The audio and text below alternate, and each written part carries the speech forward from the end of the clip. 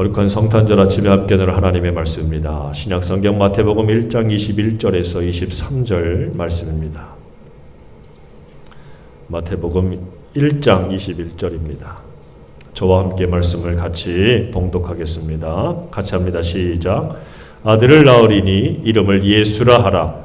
이는 그가 자기 백성을 그들의 죄에서 구원할 자이심이라 하니라.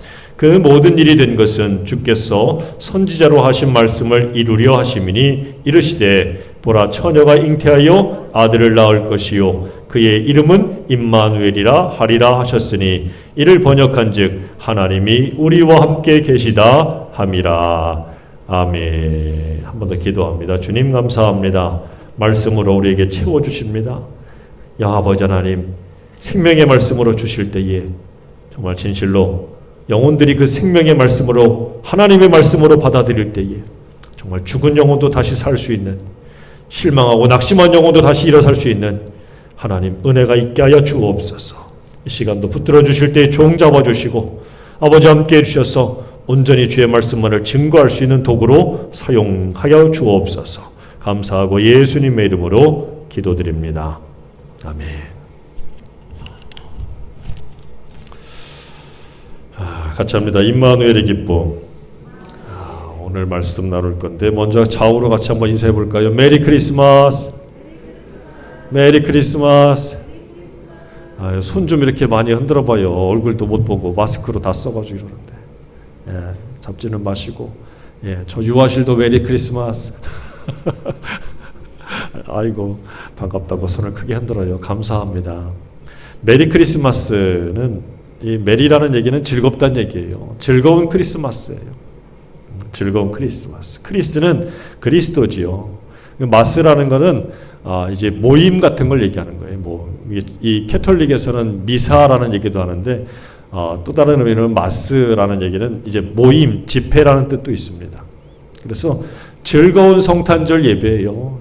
예수님께서 오신 이 메리 크리스마스는 즐거운 성탄절이라고 해석하면 좋아요. 그래서 즐겁다고 우리가 얘기를 해야 되는데 지난주도 얘기했지만 코로나로 인해서 또 우리 여러 가지 우리 삶의 문제들로 인해서 즐거움과 기쁨들이 그렇게 많이 느껴지지가 않아요. 참 어렵지요. 힘들지요. 장사하는 분들도 연말에 영이 사람들이 없다고 또 일찍 문 닫게 한다고 그냥 막 화가 나 있고 이제 어떻게 버티냐고 이제 또 하소연들을 하고 있고 회사에 있는 분들도 임금 올려달라고 또 그렇게 또 싸우고 있고 정치하는 사람들은 지금 대통령 선거를 앞두고 또 치열하게 막 그렇게 선거전을 펼치고 있고 교회들은 성탄절 분위기도 많이 내지 못하고 왠지 죄인이 아닌데 죄인같이 돼버린 마치 그런 기분들을 가지고 이 성탄절을 맞이하고 있는 것 아닌가라는 생각이 들었어요. 오늘 정말 이 쫙 가라앉은 이 성탄절 분위기 또 이 아침이지만 여러분 그 모든 것들을 떠나서 저는 사실 이 캐롤이 많이 안 들리고 TV에서 오히려 성탄절 이런 것 많이 안 나오고 또 여러 가지 장식들이 별로 없고 그런데 오히려 성탄절의 주인 되신 예수님께 더 집중할 수 있었던 것 같아요. 이전에는 가만히 생각해 보니까 여기저기 시선을 많이 빼앗겼어요. 생각도 많이 빼앗겼어요. 근데 오롯이 이번에는 예수님의 성탄절에 그렇게 집중할 수 있었던 것 같고 생각도 많이 했던 것 같아요. 그래서 참 감사하더라고요. 오히려 더 기뻐지고 더 감사하고 예수님이 이 땅에 오신 것에 대해서 더 집중할 수 있는 그런 기회가 되어서 참 좋았어요. 우리 예수님께서 이 땅에 오신 것에 대해서 많은 사람들은 그냥 즐기고 먹고 마시고 여전히 그런 분위기들이 있거든요. 물건 하나 더 팔고 하는 그런 사업과 장사의 수단으로 여기는 사람들도 적지 않아요. 그러나 여러분 그 모든 것들보다 이 땅에 오신 예수님께 집중하시고 그걸 통해서 세상에 주지 못하는 그 은혜와 은총으로 가득 채울 수 있는 그 기쁨으로 찰 수 있는 저와 여러분 되시기를 주의 이름으로 축원합니다. 우리 예수님께서 이 땅에 오셨잖아요. 예수님께서 이 땅에 오실 때에 주님께서 임하신 곳이 세 군데 있습니다. 그 첫째가 바로 처녀 마리아의 몸에 예수님께서 오셨다라는 사실이죠. 우리가 이걸 가리켜서 동정녀, 남자를 알지 못하는 여자, 순결의 상징으로 그렇게 이해를 합니다. 남자를 통해서 오신 것이 아니라 여인의 후손으로 왔다라고 하는 얘기를 가지고 그 말씀대로 이루기 위해서 그대로 처녀 마리아의 몸에 예수님께서 오셨어요. 죄악으로 물들지 않고 하나님이 친히 임하셔서 그 여인을 통해서 잉태한 것이 바로 예수님인데, 가장 먼저 예수님이 오신 것이 바로 순결의 상징, 깨끗함의 상징이라고 할 수 있는 동정녀의 몸에 오셨다는 거죠. 그런데 이 동정녀의 마리아의 몸에 오신 예수님의 모습은 뭡니까? 마리아의 무엇을 통해서 오셨냐? 마리아의 순종을 통해서 오셨다는 사실이에요. 그리고 그 옆에 누가 있어요? 요셉이지요. 요셉은 난 분명히 저 여자하고 잠을 잔 적이 없는데 덜컥 임신을 했어요. 그러면 일반적인 상식으로는 부정한 일을 저지른 여인이거든요. 도저히 받아들일 수 없을 때에 천사가 와서 알려줬습니다. 그는 하나님이 친히 잉태시킨 거라고. 요셉은 그걸 어떻게 합니까? 그대로 받아들이고 믿었어요. 다시 말하면 마리아의 순종과 요셉의 믿음을 통해서 예수님께서 이 땅에 오셨다라고 말씀드릴 수 있어요. 같이 합니다. 순종과 믿음. 순종. 여러분, 순종이라는 말을 들으면 어떤 느낌입니까? 내가 하고 싶을 때 누가 뭐라고 그러면 그거 하면 돼요. 그건 순종이 아니에요. 그러니까 순종의 의미에는 뭐가 있냐면 부정적인 의미가 담겨 있어요. 하기 싫은데, 할 수 없는데, 못하는데 그렇게 말씀하시니 내가 따르겠습니다. 그래서 순종에는 나에게는 굉장히 득될 게 없는, 유익할 게 없는, 어쩌면 손해볼 수밖에 없는 그런 이야기예요. 그럼에도 불구하고 마리아가 어떻게 합니까? 하나님이 말씀하시니 내가 그대로 따를게요 라고 하는 순종의 의미가 담겨 있고, 요셉도 어떻습니까? 그걸 어떻게 믿어? 말도 안 되잖아. 그럼에도 불구하고 나도 역시 어떻게 합니까? 요셉도 그대로 받아들입니다. 믿고 하나님 앞에 나아간 거예요. 그때 예수님께서 그들 사이에 오셨다라는 사실이지요. 성경은 마태복음 1장 23절에 오늘 말씀에 분명히 이것에 대해서 보라 처녀가 잉태하여 아들을 낳을 것이다 라고 분명히 예언을 했고, 그 예언의 말씀대로 예수님께서 그 마리아의 순종과 요셉의 믿음을 통해서 오셨다라는 것을 증거하고 있어요. 여러분, 우리도 주님 말씀을 따라서 이 땅에 사는 동안에 내 입장도 있고 내 생각도 있고 내 경험도 있고 내 처지도 있어요. 형편도 있어요. 그러나 오늘 여러분 다 주님 앞에 주님 뜻이 나에게 임할 때에 그 뜻이 먼저라는 믿음을 갖고 있다면 내가 불편하고 힘들지라도 내려놓고 주님 말씀을 따라 순종하고 온전한 믿음 가운데 나아갈 수 있는 저와 여러분 되기를 간절히 바랍니다. 그리고 주님이 이 땅에 오신 두 번째는 어디입니까? 말구유에 오셨어요. 같이 합니다. 말구유에 오셨다. 여관방에 둘 곳이 없어서 예수님을 어디다 모셨습니까? 마리아가 어디로 갔어요? 마구간으로 갔잖아요. 짐승들이 있는 집이에요. 사람의 집이 아닙니다. 근데 거기다 또 어떻게 했습니까? 말구유, 아기를 누울 곳이 없으니까 그렇게 거기다 누웠을 거예요. 지난주도 말씀을 드렸지만 여관방은 없어서 이해를 해요. 주인도 돈 벌어야 되니까. 근데 요셉이 그 사이에 어떻게 했을까요? 마리아가 아이를 낳는다니까 막 사방으로 들고 뛰었을 거 아니에요. 물 좀 주세요. 물 좀 대표 주세요. 천 좀 주세요. 뭐 좀 주세요. 근데 그 사이 여관방 주인은 한 번도 오질 않았어요. 참 매정한 사람이지요. 득될 게 없고 돈 될 게 없으면 오지 않는 매정한 사람인 거예요. 참 어리석은 사람이에요. 근데 그래도 거기에서 예수님께서 오셨거든요. 그러면서 오늘 마태복음 1장 23절에 아까도 말했지만 첫 아들을 낳아 강보로 싸워 구유에 누였으니 이는 여관에 있을 곳이 없었다라고 말씀하고 있어요. 구유에 누였다라고 했거든요. 말밥통이에요. 말밥통. 왜 하필 거기에 오셨을까? 왜 하필 말구유에 예수님이 왔을까? 누일 데가 없으니까 그냥 어쩌다 보니까 그렇게 됐겠지요 라고 생각할 수 있지만, 창세기에 보게 되면 아담과 하와가 하나님 말씀을 어기고 죄를 짓습니다. 먹지 말아야 할 것들을 따먹고 여자가 따먹고 자기 남편에게도 줬거든요. 그게 선악과 아닙니까? 선과 악을 아는 거예요.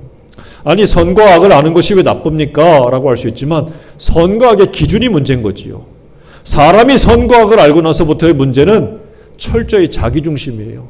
나에게 잘하면 선이고 나에게 못하면 악이에요. 나에게 잘하면 좋은 사람이고 나에게 못하면 나쁜 놈인 거지요. 철저히 자기 기준이에요. 그 선악과를 따먹지 말라고 하는 건 그 선악의 기준은 하나님께 두란 얘기예요. 하나님께. 근데 인간이 덜컥 그걸 따먹고 말았어요. 그래서 인간도 선과 악을 구분합니다만 한계가 있지요. 여전히 나에게 잘해줘야 선하고 착한 사람이지. 그렇지요? 그래야 안 그래요? 그렇잖아요. 선악과를 따먹고 인간이 바로 무엇을 합니까? 바로 나무 사이에 숲속으로 들어가서 나무와 나무 사이에 들어가 버렸어요. 거기는 사람이 있어야 될 자리가 아니라 짐승들이 있어야 될 자리예요. 다시 말하면 인간이 있어야 되는 자리가 아닌 짐승들이 있어야 되는 자리로 인간들이 하나님께 불순종하고 죄를 짓고 나서 들어간 곳이 바로 그 자리입니다. 짐승의 자리까지 추락했어요. 사람이 죄를 지면 짐승의 자리까지 갑니까? 우리 누가복음 15장에 보게 되면 누누이 말씀드리지만 이 집 나간 둘째 아들은 어떤 모습이에요? 아버지 재산을 다 허랑방탕하게 낭비하고 나서 그가 바로 돼지 우리로 취직하게 되었고 돼지 우리에서 하도 먹을 게 없으니까 가뭄이 들어서 급기야 뭘 먹었어요? 돼지들이 먹는 열매를 먹어요. 그게 이른바 쥐엄 열매거든요. 지금 여러분들 그림에 보듯이 저게 쥐엄나무예요. 쥐엄나무인데 저기서 나는 것이 쥐엄 열매겠지요? 근데 가만히 보면 뭐같이 생겼습니까? 뭐 콩처럼 생겼잖아요. 콩. 그렇지요? 우리 이렇게 기다란 콩. 그런 콩과예요. 콩과. 쥐엄 열매라는 게. 이걸 따먹는데 가난한 사람들 정말 극빈자들 중에서도 극빈자들이 이걸 먹었어요. 근데 이 둘째 아들은 그마저도 못 먹는 거야 지금. 그 정도로 추락했어요. 다시 말하면 인간이 죄를 짓고 범죄하며 어디까지 떨어질 수 있느냐? 짐승의 자리까지 떨어질 수 있다는 거지요. 여러분 죄악 가운데 범죄한 사람들 뉴스 보면 뭐라고 그래요 우리가? 뭐만도 못한 놈? 짐승만도 못하다고. 아니 짐승에 있는 자리보다도 못하면 도대체 어디에 있다는 거예요. 그런데 생각해 보세요. 예수님께서 어디에 오셨습니까? 말구유에 오셨어요. 짐승들의 집에 가서 짐승들의 밥을 바로 짐승의 자리까지 추락한 인생들을 건지고 구원하기 위해서 오셨다라는 거지요. 그래서 우리가 어찌 보면 저 사람은 도저히 안 되겠다 라고 하는 사람이 있잖아요. 어느 순간부터 사람들은 이 땅 위에서 정말 구제불능이야. 저 사람은 도저히 구원받을 수 없을 거야 라고 하는 사람들이 있거든요. 그런 사람들을 향해서 같이 비난하는 건 정말 쉽습니다.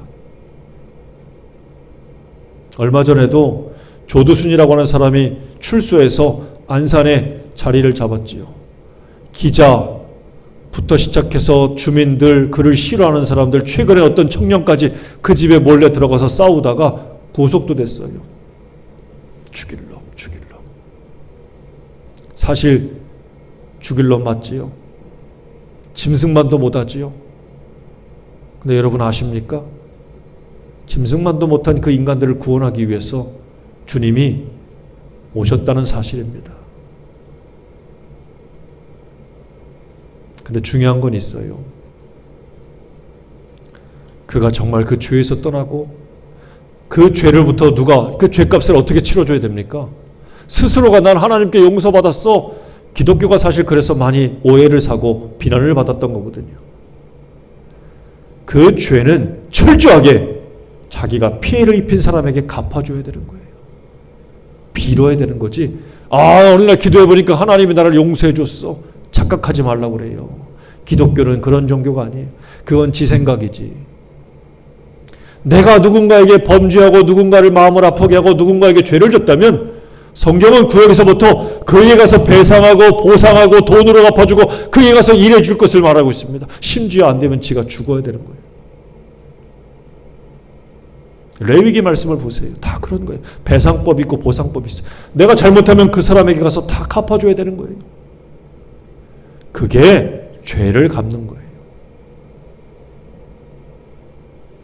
오늘 예수님께서는 그런 인생들조차도 구원하기 위해서 오셨다는 사실을 우리가 깨달아야 됩니다.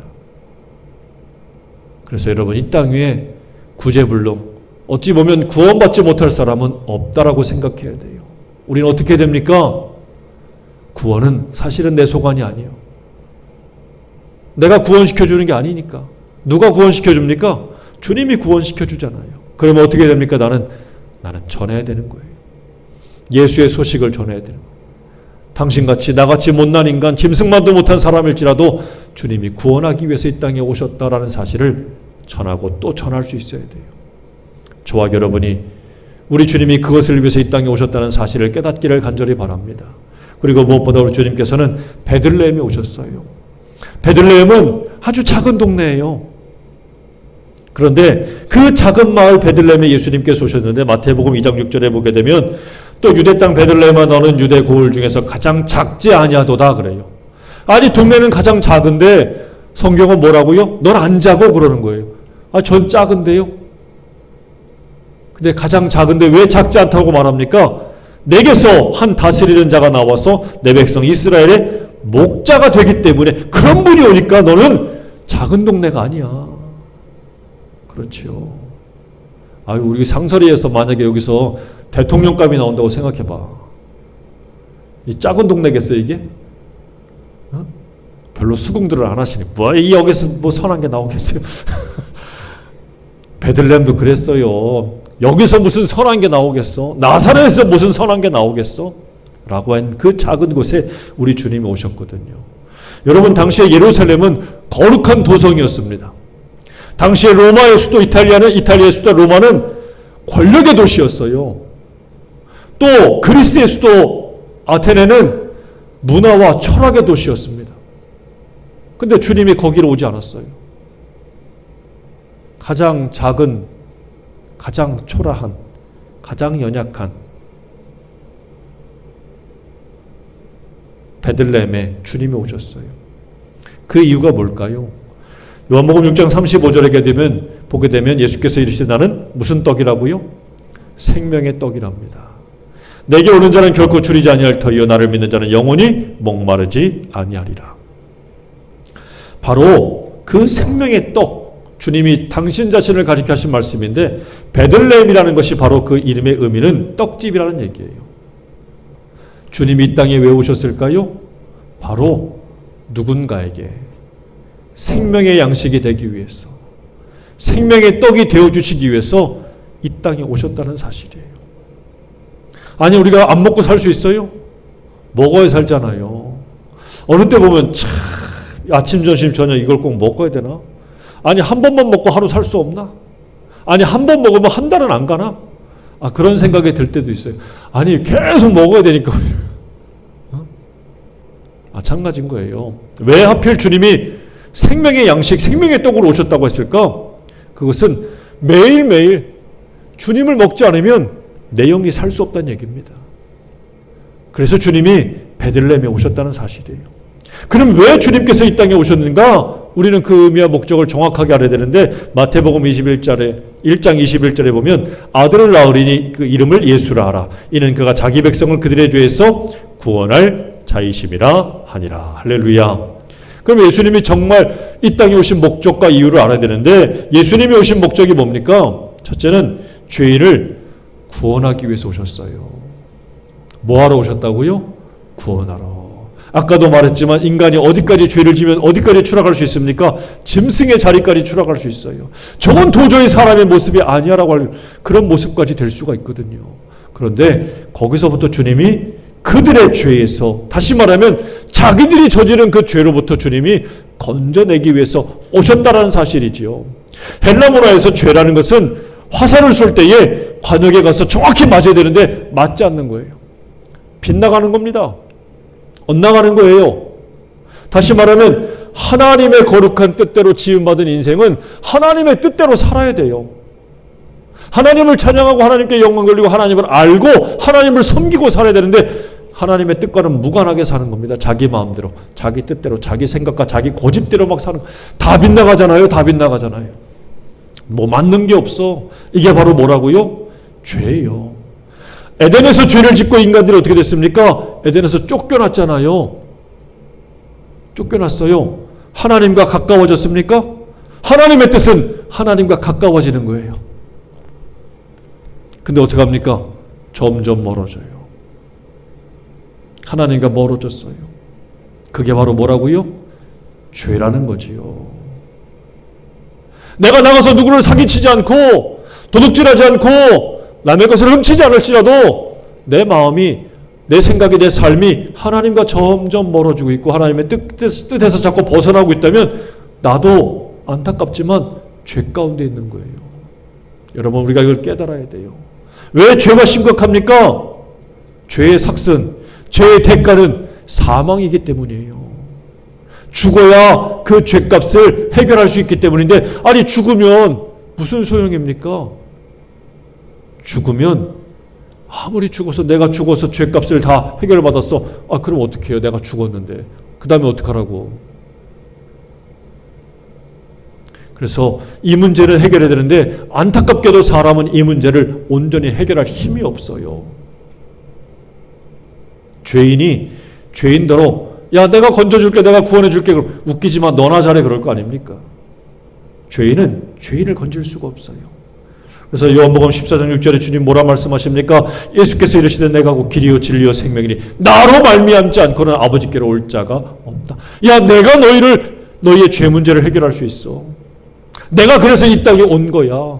여러분, 우리는 그걸 분명히 깨달아야 돼. 우리가 기뻐하고 정말 기뻐하고 감사해야 될 이유는 주님이 우리의 죄 문제를 다 해결해 주시는 분이기 때문이라는 사실입니다.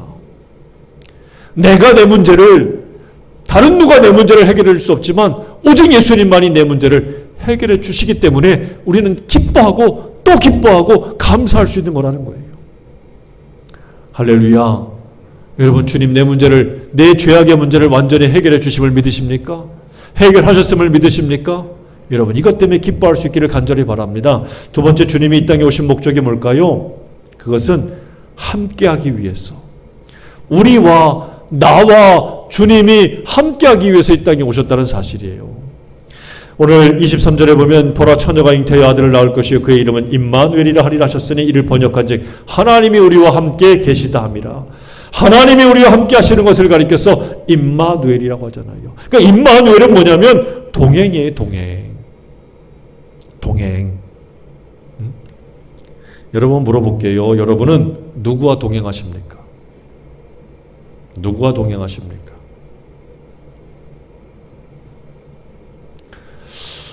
우리는 분명히 성경 말씀에 임마누엘은 하나님이 우리와 함께 하시기 위해서, 나와 동행하시기 위해서 오셨다라고 말씀하고 있거든요. 그러면 나는 정말 주님과 동행하고 있는가를 물어보는 거예요, 제가 지금. 여러분 정말 예수님과 동행하고 계십니까? 주님은 나와 동행하겠다고 이 땅에 오셨는데 나는 정말 예수님과 동행하고 있는가라는 거지요. 동행이라는 것은 쉬워요, 어려워요? 어렵습니다. 아무리 사랑하는 연인 사이라 할지라도 처음에는 막 기쁜 마음으로 가다가 나중에는 어떻게 돼요? 안 맞으니까 싸워. 심지어 어떤 신혼부부는 이 계란을 설탕 찍어 먹느냐, 계란이지 감자인지 감자를 설탕 찍어 먹느냐, 소금을 찍어 먹느냐, 이거 가지고 싸워가지고 이혼할 뻔했다고 그래요. 이게 뭔 말이 되는 소리예요? 근데 사람이 그래요. 참 같이 가는 게 너무 어렵습니다. 저 여당도 야당도 같이 가면 얼마나 좋아요. 힘 모을 게 얼마나 많아요. 근데 서로 내가 하겠다고 지금 막 하면서 얼마나 지금 싸웁니까? 같이 가는 게 쉬운데 정말 어렵습니다. 어려워요.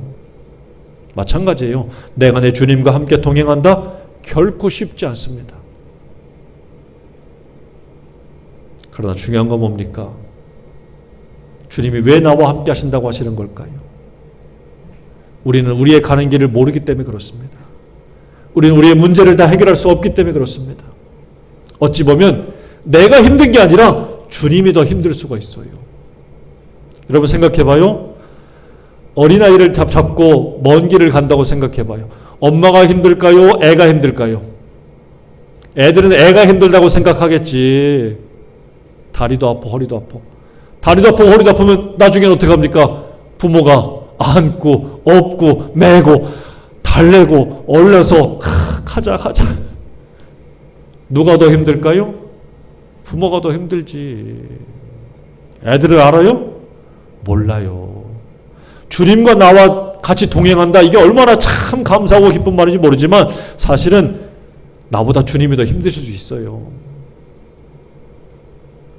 사람의 눈높이에 맞춘다는 게 얼마나 어렵겠습니까? 얼마나 어렵겠어요. 쉽지가 않은 일입니다. 그러면서 여러분들이 예수님과 동행하는 것이 정말 기쁜가 한번 생각해 봐야 돼요. 여러분 주님과 동행하는 게 기쁘십니까? 아니면 눈치가 보이십니까? 아니면 주님 모른 척, 때로는 모른 척 했으면 좋겠습니까? 어떻습니까 여러분들은? 주님이 함께하는 게 정말 기쁩니까? 지난주에 말씀드렸는데 동방의 박사들이 별을 보고 가다가 예루살렘에서 잠깐 놓쳤지만 다시 별을 보고 그걸 따라가다가 별이 딱 멈춘 순간에 보고 와 얼마나 기뻤는지 매우 크게 기뻐하고 기뻐했다고 그랬어요. 얼마나 기뻤으면. 우리말 성경에 보면 그 말을 뭐라고 해석하냐면 박사들이 별을 보고 뛸 듯이 기뻤다고 그랬어요. 막 얼마나 좋은지 이 나이 많은 사람들이 막 별을 보고 막 뛸 듯이 기뻤다라고 얘기해요. 여러분은 예수님을 이 다음에 정말 만나면 이렇게 기뻐할 수 있을까요? 예수님과 동행하는 것이 정말 여러분은 이렇게 뛸 듯이 기쁘십니까? 그런 적이 있나요? 우리는 어느 순간부터 이 기쁨을 자꾸 놓치고 잃어버리고 살고 있어요. 사랑하는 여러분, 임마누엘, 주님이 나와 함께 한다는 건 기적이에요. 그리고 놀라운 은혜예요. 그리고 말할 수 없는 기쁨이에요. 근데 왜 자꾸 이걸 우리가 놓칠까요? 성탄절은 그냥 모여가서 예수님 생일 축하합니다만 하는 날이 아니라는 거지요. 이 성탄절의 진짜 의미는 나와 함께 하시겠다고 하는 주님과 내가 정말 같이 가고 있는가를 점검하는 날이 돼야 돼요. 나는 주님과 함께 가고 있습니까? 여러분 이걸 점검하지 않고 예수님 생일 축하해요. 안녕히 계세요. 돌아가 봐야 아무 소용없다는 겁니다. 그런 사람은 이 기쁨을 절대 알지 못해요. 깨닫지 못해요. 동방의 박사들이 왜 그 별을 보고 별이 멈춘 순간에 왜 기뻐했느냐? 정말 그 별의 주인공을 뵙고 싶었거든요. 보고 싶었거든요. 간절함이 있었거든요. 여러분 오늘 예배 드리면서 하나님 내 예배를 정말 하나님께 드립니다. 정말 주님 받아주세요. 그런 기쁜 마음으로 나왔습니까? 아니면 시간 돼가지고 시간 다 됐네. 아이고 또 가야겠네. 아이고 늦었네. 빨리빨리 가지. 이러면서 오셨나요? 예배의 기쁨, 예배의 감격, 주님과 함께 가는 것, 이런 것들에 대한 기쁨과 감격이 점점 희미해지고 사라지고 있어요. 여러분 이걸 회복하시길 간절히 바랍니다. 주님과 함께 가는 것을, 그 기쁨과 감사와 감격을 회복하시길 바라요.